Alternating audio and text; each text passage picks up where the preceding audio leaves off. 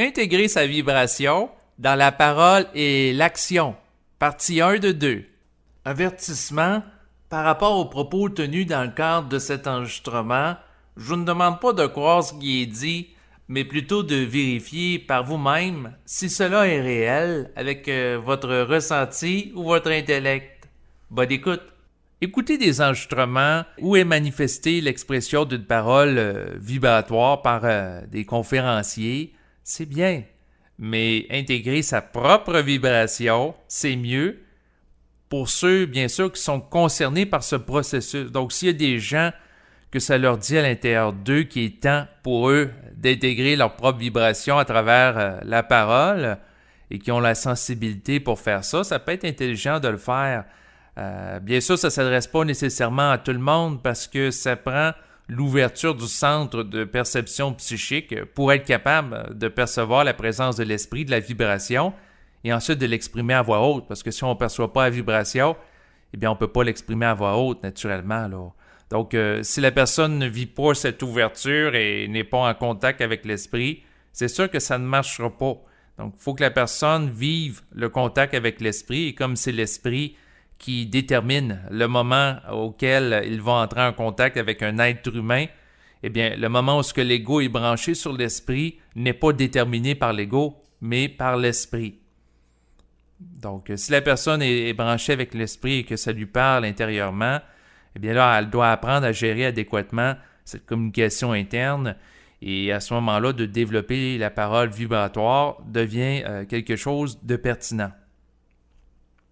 Donc, quelqu'un peut écouter des enregistrements ou assister à des conférences portant sur la conscience vibratoire pendant 5 ans, 10 ans, 20 ans, 30 ans pour l'aider dans sa vie de tous les jours à recentrer son ego, donc restabiliser lorsqu'elle vit des chocs émotionnels, donc rééquilibrer l'ego en se branchant sur la vibration de l'esprit lorsqu'elle est déstabilisée par des événements, ça peut être la perte d'un être cher, des emplois, etc. Donc, elle peut utiliser le contact avec des enregistrements ou le fait d'assister à des conférences pour ça. Mais si elle ne développe pas sa capacité de canaliser par elle-même son savoir de nature vibratoire, elle reste dépendante d'autrui. Et elle reste toujours dépendante de celui qui a intégré sa propre parole parce qu'elle n'est pas capable de manifester la sienne. Lire la vibration mentale d'un autre et s'y ressourcer, c'est bien, ça peut être utile temporairement, mais ça ne doit pas être un style de vie. Et ce n'est pas suffisant, car cela ne rend pas autonome la personne et ne lui permet pas de finaliser le processus d'individuation de sa conscience qui implique l'intégration de son esprit. Parce qu'il faut être capable d'émettre par soi-même et pour soi-même une parole vibratoire pour être bien dans sa peau et intégrer éventuellement totalement l'énergie de son propre esprit. L'intégration de sa vibration, ça me fait penser un petit peu à la célèbre parabole du pêcheur. C'est-à-dire que quelqu'un, par exemple, peut recevoir d'un pêcheur un poisson et cela va le nourrir pendant une journée. Mais si le pêcheur, au lieu de lui donner un poisson qu'il nourrit temporairement, lui enseigne à savoir comment aller pêcher par elle-même le poisson, eh bien, à ce moment-là, la personne va être autonome et pour le reste de sa vie, va être en mesure de pêcher par elle-même le poisson qu'elle a de besoin pour s'alimenter, se nourrir. Et par rapport au développement de la parole vibratoire, c'est le même processus qui s'applique. C'est-à-dire que quelqu'un qui développe la capacité de canaliser une vibration, il peut répondre à une question d'une personne qui vise à se conscientiser. Par exemple, de lui expliquer en quoi consiste le principe de la volonté si elle s'interroge à ce sujet. Donc, ça peut le nourrir temporairement à partir de la réponse, un peu comme l'individu qui nourrit temporairement lorsqu'on lui donne un poisson. Par contre, si la personne qui développe une parole vibratoire l'enseigne à une autre personne, que ce soit en personne ou à travers un enregistrement, et que l'autre développe la capacité d'elle-même à aller chercher les réponses aux questions qui lui viennent en tête, eh bien, elle devient autonome pour le reste de sa vie, au même titre que le pêcheur qui développe la capacité par lui-même d'aller pêcher le poisson. Donc, autrement dit, la personne qui développe une parole vibratoire, si elle ne veut pas créer de dépendance à l'égard de gens de son entourage ou de gens qui l'écoutent, qui lui posent des questions, peut enseigner à ces gens-là la capacité à développer eux-mêmes leur parole vibratoire pour qu'une fois que cette personne-là ne sera plus nécessairement intéressée à répondre à des questions, que à ce moment-là, les autres soient en mesure de prendre leur relais et de répondre eux-mêmes aux questions, et comme ça, ces gens-là soient autonomes. Donc, pour développer la parole vibratoire et aussi l'action vibratoire qui est en lien avec ça, eh bien, dans un premier temps, par rapport à la parole, la personne vit un processus de conscientisation et qui ressent intérieurement qu'il y a la vibration de faire ça. Donc, cette personne-là peut produire des enregistrements pour s'entraîner à canaliser la vibration de l'esprit. Donc, produire des enregistrements aujourd'hui, à l'époque présente, ça devient facile. Beaucoup de gens ont accès sur leur ordinateur personnel à un logiciel d'enregistrement. Donc, c'est tout simplement d'utiliser un micro, de parler dans le micro et de s'enregistrer pendant qu'on parle. C'est très simple. Mais pour faire cela, ça demande quand même de surmonter la peur de l'erreur, la peur de ne pas être aussi bon que des gens qui ont marqué le domaine de la canalisation supramentale comme Bernard de Montréal. Donc, si la personne se dit « si je parle, c'est pas aussi bon que lui », puis elle parle pas, c'est pas ce qui est idéal. Il faut que la personne soit capable de parler, même s'il est conscient qu'il y en a qui sont plus avancés que lui dans le processus, et c'est tout à fait normal. C'est un petit peu comme dans le domaine de la musique. Il y a des gens qui sont des virtuoses, il y en a qui sont très créatifs, qui écrivent des symphonies, et il y en a d'autres qui commencent à faire quelques notes. Mais c'est en y allant étape par étape. Donc, quelqu'un qui commence à être capable de jouer quelques notes avec son instrument et qui reste en action va avancer, à la différence de l'autre qui dit qui veut pas s'essayer à jouer de l'instrument parce qu'il a peur de ne pas être aussi bon que d'autres personnes.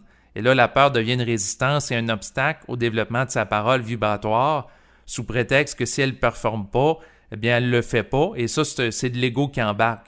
C'est l'ego qui désire d'être bon tout de suite, qui ne se donne pas le droit à l'erreur, alors que l'individu qui se conscientise doit être indulgent avec lui-même, se donner le droit à l'erreur dans le processus de canalisation et toujours œuvrer pour une progression. Et ça prendra le temps que ça prendra parce que c'est au rythme de chacun. Quelqu'un peut passer 10 ans, quelqu'un d'autre 20 ans, 30 ans pour développer une parole vibratoire. C'est propre à chacun. C'est en fonction d'où ce que la personne est et c'est en fonction de ses capacités et son rythme de développement, sa vitesse de croisière. C'est un petit peu comme les autos ou les bateaux. Vous avez des véhicules qui se déplacent plus rapidement que d'autres et ça leur appartient, ça fait partie de leur capacité et ainsi de suite. Mais les gens ne doivent pas se comparer aux autres, mais plutôt d'agir pour eux-mêmes et de s'organiser pour être bien dans leur peau parce que l'un des éléments qui indique que la parole qui est canalisée est de type vibratoire, c'est qu'ils se sentent bien dans leur peau lorsqu'ils la prononcent. Voilà. C'est aussi simple que ça.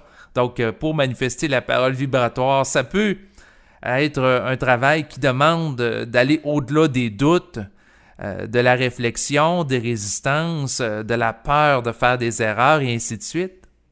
Par rapport à la réalisation d'enregistrement, eh bien, la personne peut s'exprimer sur un sujet qui éveille le questionnement. Par exemple, c'est quoi l'esprit? C'est quoi l'âme? C'est quoi le double éthérique? C'est quoi la fusion?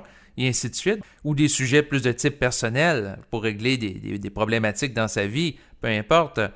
Et la personne peut réaliser un enregistrement. Ça peut durer 10 ou 15 minutes sur un sujet qui est canalisé.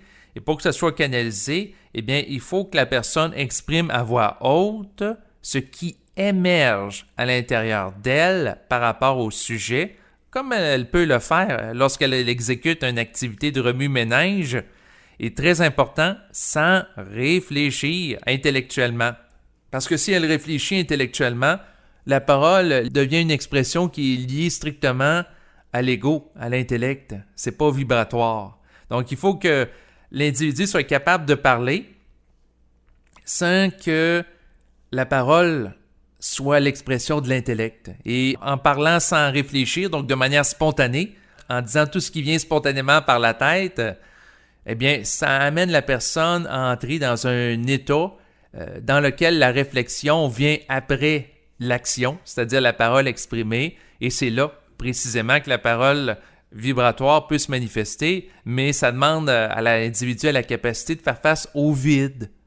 Faire face au vide, c'est pas évident, surtout en Occident, où les gens sont habitués de prendre la parole pour des exposés scolaires, entre autres, en s'appuyant sur un plan de présentation avec, par exemple, le point 1 qui va être abordé, le point 2, le point 3, le point 4.